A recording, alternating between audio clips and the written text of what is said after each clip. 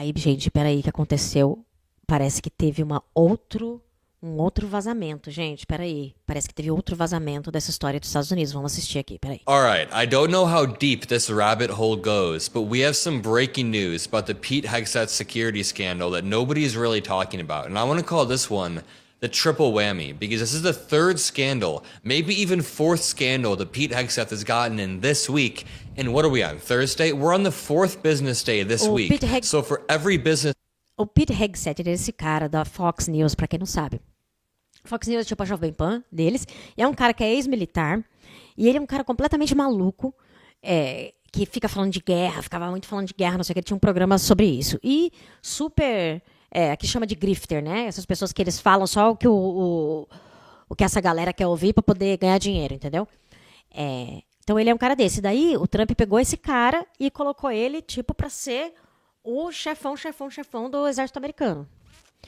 E aí teve o escândalo lá do grupo do Signal e agora é isso aqui. Parece que é a terceira coisa que vazou.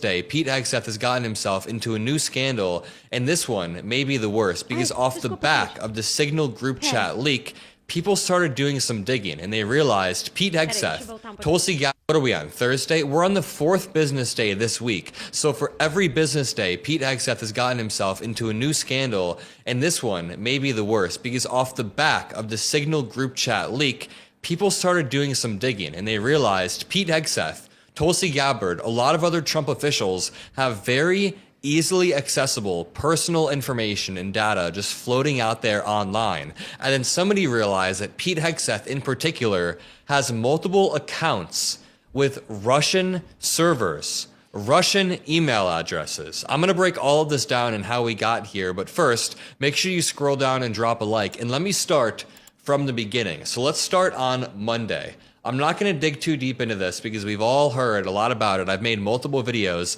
but we've seen the Signal group chat that JD Vance, Pete Hegseth, Waltz, and other people were in, and Pete Hegseth was the one that was spearheading it. He said, hey team, good morning team, update to team. He's the one that should have been in charge as the Secretary of Defense. That in and of itself was a massive scandal that could have cost American military personnel lives. But then, on Tuesday, Pete Hegseth, Tulsi Gabbard, they all testify under oath, well not Pete, but Tulsi testified under oath that there was no classified information. Pete Hegseth said there was no classified information, and Jeffrey Goldberg calls the bluff. He says, let me release the text, and what do you know? There was absolutely classified information. I never thought the Trump admin would lie.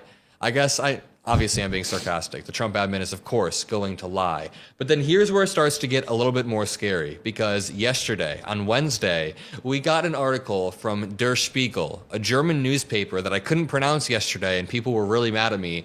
But even Fox News, I'm going to read the Fox News version of it because I like to see how Fox News reports stuff to their audience. It says, reporters say they found Waltz, Gabbard, Hegseth private contact info online. This is a story I was talking about where they have a lot of private info floating around, and it leads into this Russia scandal. But top Trump admin officials involved in Signal text chain leak about Houthi attack plans also have contact info floating around. So reporters are now claiming to have found private contact information online for top Trump admin officials at the center of a Signal text chain leak disclosing U.S. plans to attack Yemen's Houthi rebels. Germany's Der Spiegel newspaper said National Security Advisor Mike Waltz, Director of National Intelligence Tulsi Gabbard, and Secretary of Defense Pete Hegseth are among those affected. The outlet reported that phone numbers, email addresses, and even some passwords belonging to the officials were found on the internet by its staff after they, quote, used commercial people search engines along with hacked customer data that had been published on the web, therefore putting us all at risk. And you know, it's kind of hard because people's main criticism about the Biden administration was that prices were going up on a day-to-day basis, and inflation was bad. We did have the lowest inflation in the world, but I get how inflation hurt a lot of families in America. And when you can see things that clearly in front of you, you understand, and you're able to criticize the administration much easier. But with the Trump admin, all of the destruction that they're causing so far is kind of more behind the scenes. I mean, this destruction, national security leaks, shuttering US aid, hurting all of these different institutions, pushing our allies away, it's not as immediate as seeing gas prices go up or seeing grocery prices go up, but it is still harmful. It is still immediate. It is harmful in the long term. And even though I'm not affected on a day-to-day basis by this security leak, I could have been. I know military personnel that could have had their lives at risk. I'm sure we all know somebody who served, is currently serving, or will serve for the military. Quote, most of these numbers and email addresses are apparently still in use, with some of them linked to profiles on social media platforms like Instagram and LinkedIn. Okay, now that I've run you up to speed on what happened, here's what broke just this morning on Thursday, March 27th. Somebody said, here's an interesting article about how the Trump administration's security advisors' mobile numbers, their emails, their passwords can all be found in commercial databases and publicly available leaks, which is just dangerous. It shows a lot of things. Number one, recklessness on the part of the Trump admin officials, just a level of carelessness that makes me worry that they're handling some of the top classified intel, handling our safety, and these breaches, again, could cost lives, could lose U.S. more soft power than we've already lost.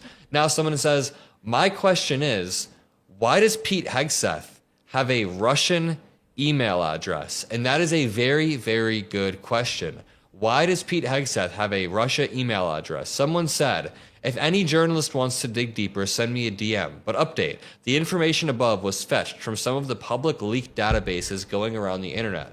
This particular leak is from 2016, so the account was created before that. The password used was consistent with other accounts allegedly linked to Hegseth. I mean, how much of an idiot do you have to be to have, as the Secretary of National Defense, your passwords floating around on the internet? I mean, this has happened to my grandma before, but my grandma is not the Secretary of Defense, right? And then somebody added on to that and said, the email is linked to a Russian phone number, +7, and a Proton inbox. Very concerning looking into this. The email for @Pete Hegseth at mail.ru is a Russia-based server, matches the one used for Pete Hegseth at alumniprinceton.edu, which is the university he studied at. They both have P. Hegseth at mail.blah, blah, blah. So it's really, really scary. People are saying that this is called Whiskey Leaks. He's the Moscow Mule. That's what people have been saying online. I just saw a comment that read that. But one of the comments from a Trump supporter that someone sent me earlier, from Jill Ginder, says, oh no, an actual Russian phone number. So what? It's called communicating. Why don't you focus on the Dems who leaked all this information? You think the American people are so stupid we don't know what's going on? Stop it. I'm going to reply to this and say, hey, how's the weather in Moscow? Because Lord have mercy. They say it's called communicating. Communicating with who? The Russians?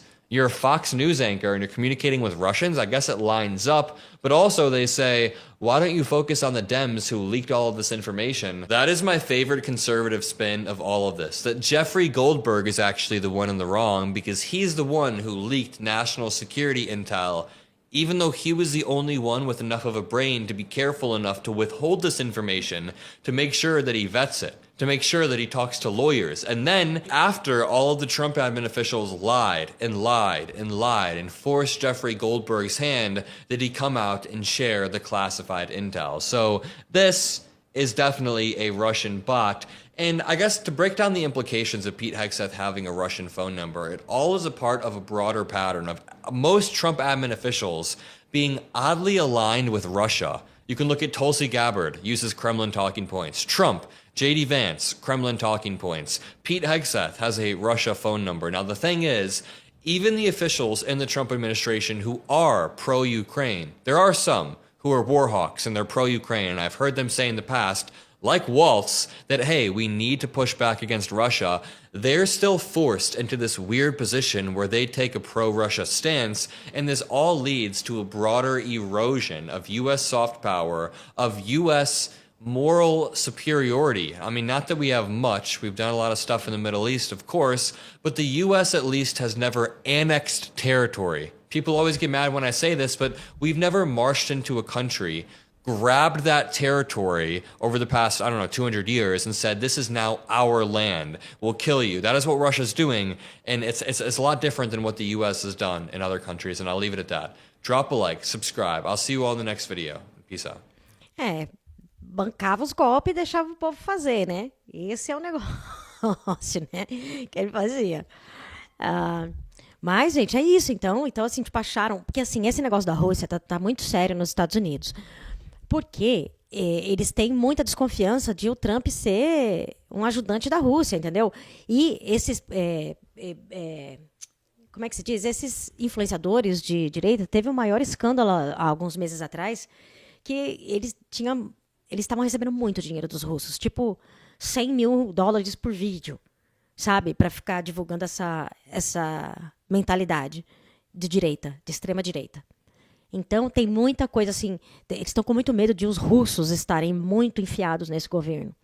E essa Tulsi Gabbard, que agora ela é a chefe lá não vou saber dizer, mas do FBI, sei lá, ela é chefe da inteligência. E ela foi considerada um compromat, que é tipo assim, alguém que não dá para confiar que ela pode tá do lado dos russos, entendeu? Foi considerada pelo exército mesmo, se não me engano. Então, tem muita esse papo assim, dos russos estarem muito enfiados nesse governo. E então, acharem o cara com telefone russo e e-mail russo, tem alguma coisa a ser explicada aí, né? Por que os russos têm tanto interesse em espalhar essa mentalidade por aí, esse extremismo? E eu vou ficar por aqui, gente. Um abraço para todo mundo. Lembrando que quem quiser, se inscreve, dá um like, manda um superchat. Tamo junto.